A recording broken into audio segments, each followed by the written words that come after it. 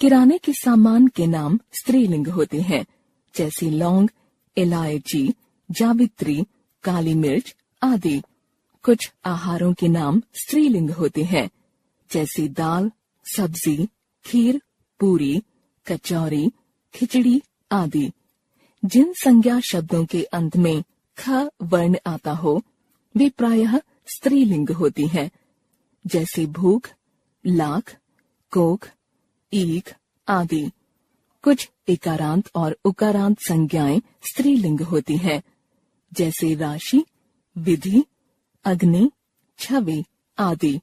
कुछ सामासिक शब्द स्त्रीलिंग होते हैं, जैसे पाठशाला, धर्मशाला आदि।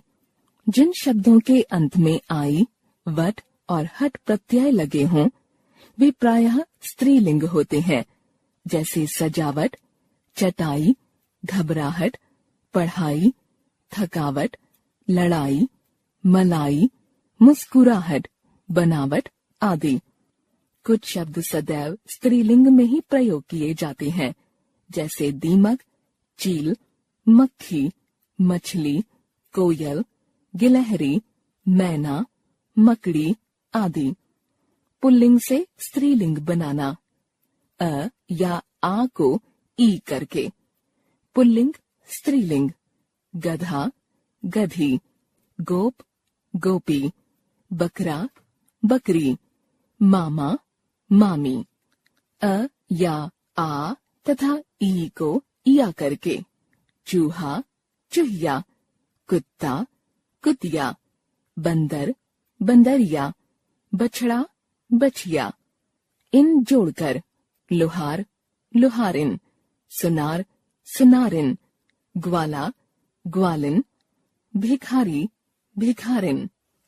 आनी या आनी जोड़कर पुल्लिंग, स्त्रीलिंग, सेठ, सेठानी, देवर, देवरानी, जेठ, जेठानी। नी जोड़कर ऊंट, ऊंटनी, सिंह, सिंहनी, हिरन, हिरनी। आइन जोड़कर चौबे, चौबाइन, पंडित, पंडिताइन, लाला, ललाइन। ई के स्थान पर इनी जोड़कर एकाकी, एकाकिनी, तपस्वी, तपस्विनी।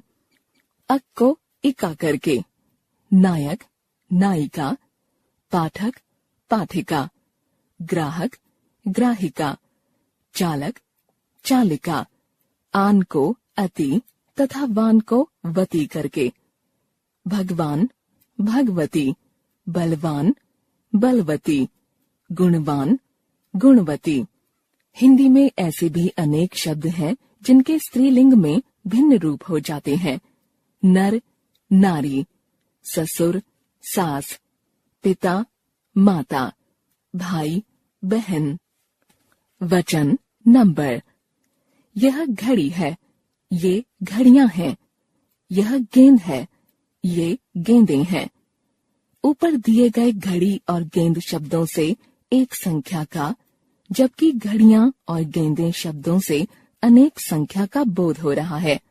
शब्द के जिस रूप से उसके एक या अनेक होने का बोध होता है उसे वचन कहते हैं, जैसे पुस्तक, पुस्तकें, गुब्बारा, गुब्बारे, कक्षा, कक्षाएं, खिड़की, खिड़कियां।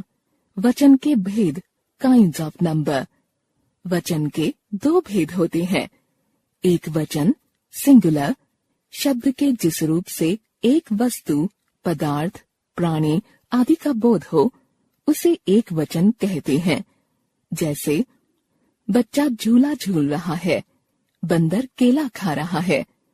बहुवचन, प्लूरल, शब्द के जिस रूप से एक से अधिक पदार्थों, वस्तुओं आदि का बोध हो उसे बहुवचन कहते हैं, जैसे बच्चे झूला झूल रहे हैं, बंदर केले खा रहे हैं।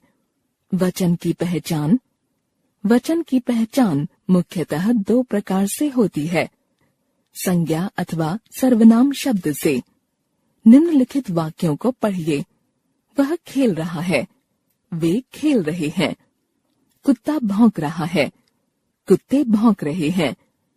इन वाक्यों में वह और कुत्ता एक वचन का और वे और कुत्ते बहुवचन का बोध करा रहे हैं। क्रिया से भालू नाच रहा है, भालू नाच रहे हैं। खरगोश सो रहा है, खरगोश सो रहे हैं। इन वाक्यों में वचन की पहचान क्रिया के रूप से हो रही है। नाच रहा है और सो रहा है क्रियाओं से एक वचन का तथा नाच रहे हैं और सो रहे हैं क्रियाओं से बहुवचन का बोध हो रहा है। अतः वचन की पहचान क्रिया के रूप से हो रही है। कुछ शब्दों का प्रयोग सदैव एक वचन में होता है, जैसे वर्षा, सत्य, आकाश, रेत, घी, झूठ, पानी आदि। कुछ शब्दों का प्रयोग सदैव बहुवचन में होता है, जैसे प्राण, बाल, आंसू, दर्शन, लोग, हस्ताक्षर, होश आदि। कुछ शब्द एक वचन तथा बहुवचन में सदैव एक समान रहते हैं, जैसे घर, आज, कल, दूध, पानी, घी, चाय आदि।